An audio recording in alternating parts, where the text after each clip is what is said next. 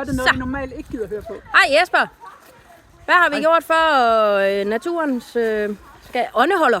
Og hvordan har vi skulle lave den grønnere? Og...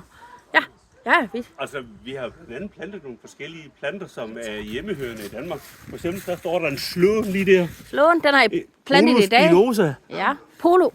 Prunus spinosa. Spinosa. Ej, hvor er den fin. Og den... Og her, der står der en... der står der jo faktisk en...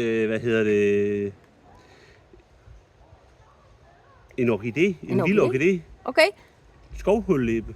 Den kan jeg altså ikke lige huske latinske ord på. Men den har vi også sat ud her i dag. Ja. Der står hassel, og der står... Hassel.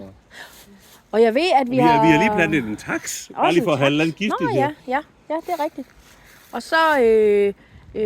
det hjælper jo naturen. Og vi har plantet dyretræ. Og så er det noget med, at du går meget op i det her med, at det skal være indhemske. Eller det skal være hjemmehørende planter. Ja. Ja. Jeg kan godt lide, at du filmer uden at filme hans hoved. Ja, men er det Altså sådan for lige... der er nogle forskellige insekter og svampe og biller. Ja. Jamen altså, jeg sætter den lige på pause. Så mange forskellige smule.